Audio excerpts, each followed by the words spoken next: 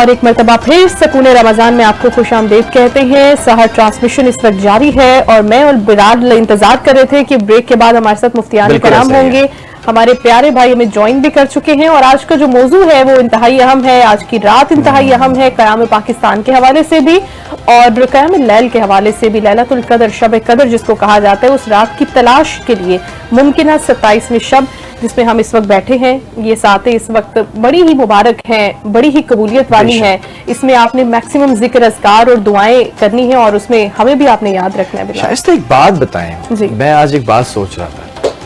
قرآن مجید فرقان حمید میں اللہ رب العزت کوئی کلام کرے ہم سے, ایسا تو نہیں ہو سکتا نا کہ صرف اسی وقت کے لیے, اس قوم کے لیے, اس وقت جو لوگ زندہ تھے ان کے لیے یہ کلام تھا. یہ تو رہتی دنیا تک کے لیے کلام تھا. آپ یہ دیکھیں کہ سائنٹیفکلی بھی پروف ہوتی جا رہی ہیں بہت ساری چیزیں, اور بہت ساری چیزیں سائنس نے بعد میں دریافت کی ہیں. میرے رب نے 1400 سال پہلے نبی اقدس صلی اللہ تعالیٰ علیہ وسلم کے ذریعے وہ تمام چیزیں بیان فرما دی تھی. اب آپ یہ دیکھیں قرآن میں ایک لفظ ہے جو میں بار بار پورے رمضان کہتا رہا, ایام معدودات, گنتی کے چند دن ہیں. آج دیکھیں ہم 27ویں شب پر یہاں پر کھڑے ہوئے ہیں اور ابھی کچھ ہی دن کے اندر 2 یا 3 روزے رہ چکے ہیں. تو پہلے روزے سے سفر اس ٹرانسمیشن کو لے کر چل رہا, تمام چیزوں کو چل رہا, اور آج ہم اختتام کی طرف ہیں. اور پھر اختتام کے بعد پھر ہماری دوسری مصروفیات ہوتی ہیں, عید کے پروگرامز کی ریکارڈنگ, اور بہت سارے مشغلے ہوتے ہیں جس کے اندر ہمیں ڈیوٹیز سمجھنے کے ڈیوٹیز ہوتی جو کرنے ہوتے ہیں. تو اب آپ یہ دیکھیں کہ قرآن مجید میں فرمایا ایام معدودات. آج ہم وہیں کھڑے کہ اب ہم آپ کیا کہہ رہی ہیں, 2 رہ گئے یا 3 رہ گئے. آج یہ نہیں کہہ رہے کہ 27واں روزہ ہوگا یا 26واں روزہ گزر گیا, ہم کہتے ہیں کتنے رہ گئے, 2 یا 3. آپ یہ دیکھیں قرآن مجید کی ہر چیز اگر آپ اٹھا کے دیکھیں, سورج اور چاند اپنے مدار کے گرد گھوم رہے ہیں.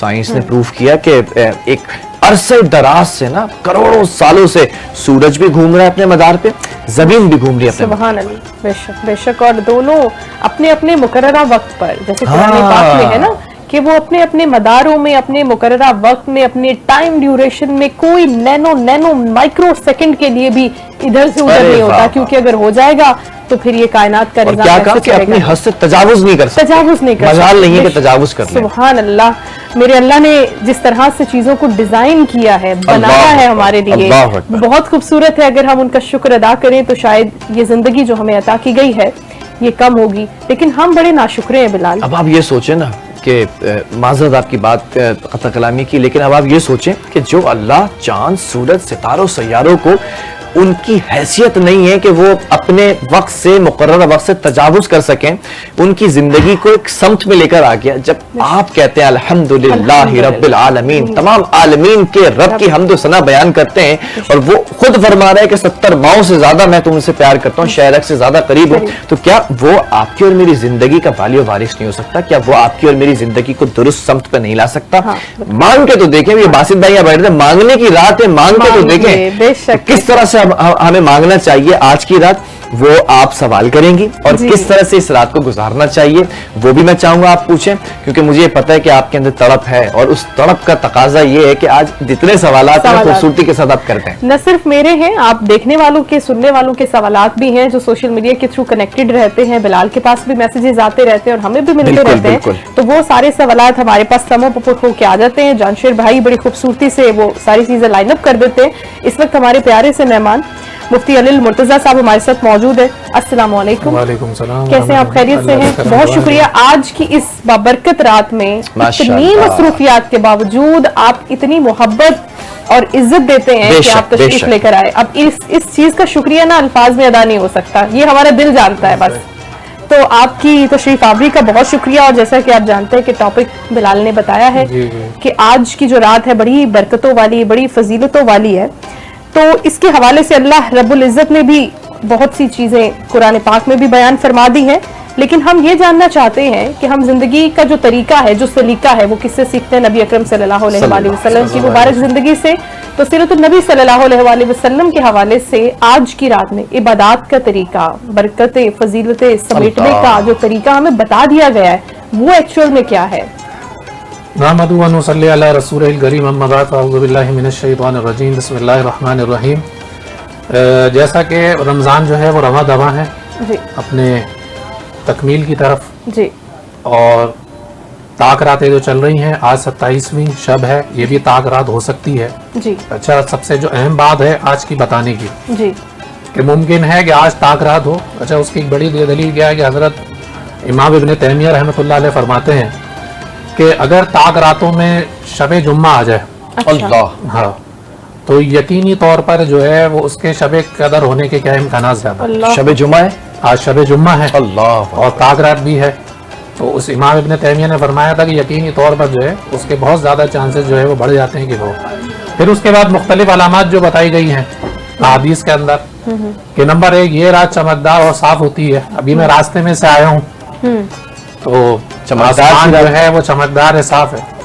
تو یہ ایک علامتیں ہیں جو ہمیں محسوس ہو رہی ہیں. اس رات کو صبح کو سورج ایسا ہوتا ہے جیسے تھالی کی پلیٹ. اس رات میں بارش بھی ہو سکتی ہے. اس رات کی صبح سورج بلند ہونے کو اس میں شعاع نہیں ہوتی. اب یہ تو صبح بھی دیکھیں گے. اس رات کا چاند نکلتا ہے تو ایسے ہوتا ہے جیسے بڑے تھال کے کنارہ لیلۃ القدر آسان و معتدل رات جس میں نہ گرمی ہوتی ہے اور نہ سردی ہوتی ہے. تو آپ ابھی محسوس کر رہے ہیں رات میں ٹھنڈی سی ہے, دن میں گرمی سی ہے. نہیں ابھی جو ہے جو سسٹم ہے نہ اس میں ہم گرمی کہہ سکتے ہیں بالکل. تو یہ کچھ علامتیں ہیں جو ہمیں محسوس ہو رہی ہیں. اور اس کی ایک اور کیا ہے, اس کی صبح کو سورج اس طرح طلوع ہوتا ہے کہ اس کی سرخی مدھم ہوتی ہے. اب یہ 5 چیزیں ایسی جو میں نے آپ کو بتائی ہیں جو رات سے ریلیٹڈ تھی. ٹھیک ہے. اس میں سے 2-3 ایسی ہیں جو ایک میں نے امام ابن تیمیہ کا قول نقل کیا اور 2-3 ایسی ہیں کہ جس کو ہم محسوس کر رہے ہیں. اور باقی یہ ہے کہ 2-3 ایسی جو صبح سے تعلق رکھتا ہے تو اس میں غور کیا جائے. تو ہو سکتا ہے کہ جی ممکن ہے کہ آج جو ہے وہ شب قدر جو ہے وہ ہو. تو آپ نے جہاں تک یہ سوال کیا کہ بھائی کون سی ایسی عبادتیں ہیں جو کہ کی جائیں, تو بھائی حضور اقدس صلی اللہ علیہ وسلم کا جو ہے جو حضرت عائشہ رضی اللہ عنہ روایت کرتی ہے کہ حضور اقدس صلی اللہ علیہ وسلم آخری عشر میں کمر کس لیا کرتے تھے. کیا مقصد, یعنی کہ خود بھی جاگتے تھے, گھر والوں کو بھی کیا کرتے تھے, آپ جاگتے تھے. اور آپ کا جو خصوصی جو وہ تھا وہی تھا اعتکاف میں جو ہے وہ آپ بیٹھتے تھے. اور جو ہے پھر اسی طریقے سے حضرت عائشہ رضی اللہ عنہ کے ازواج مطہرات کے جو حجرے تھے وہ بالکل پاس ہی تھے. تو اس میں حضور اقدس صلی اللہ علیہ وسلم خود اعتکاف کرتے تھے. اچھا اعتکاف کا بڑا مقصد یہی ہے کہ لیلۃ القدر کو جو ہے وہ کیا کرنا, حاصل کرنا ہے. اور اس میں جو مخصوص عبادات ہیں مختلف, خاص طور پہ صلاۃ و تسبیح کی ہے کہ صلاۃ و تسبیح جو ہے وہ انسان اس کے اندر پڑھے جو ہے. اسی طریقے سے خاص طور پہ جو تراویح ہے, اصل میں ہمارے یہاں مسئلہ یہ ہے کہ ہماری رات بھی 12 بجے کے بعد شروع ہوتی ہے. حالانکہ رات جو ہے وہ کب سے شروع ہوتی ہے, مغرب کے بعد شروع ہو کر صبح صادق تک. تو اس میں جو ہے وہ تراویح کی بھی بندہ پابندی کرے, نماز کی پابندی کی کرے گا. پھر اس کے بعد جو نوافل ہیں وہ پڑھے, قرآن مجید جو ہے وہ پڑھے. پھر اس کے بعد یہ کچھ چھوٹے چھوٹے ذکر اذکار ہوتے ہیں نا, جیسے چھوٹے چھوٹے جو ہے وہ ذکر اذکار, اس میں تسبیح فاطمی ہے 33 مرتبہ سبحان اللہ, 33 مرتبہ الحمدللہ, 34 مرتبہ جو ہے واللہ اکبر.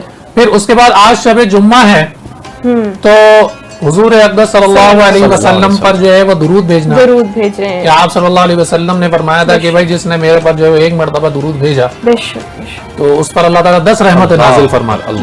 بے شک. اور مفتی صاحب اور بھی بہت سے سوالات ہیں. معذرت کے ساتھ ہمیں بریک کا بار بار کہا جا رہا ہے, تو ایک چھوٹا سا کمرشل بریک ہے اور اس کے بعد سکون رمضان میں ہم واپس آئیں گے اور اسی خوبصورت سے گفتگو کے تسلسل کو اور سوال و جواب کے سیشن کو آگے بڑھائیں گے. آپ نے کہیں نہیں جانا, ہمارے ساتھ رہیے.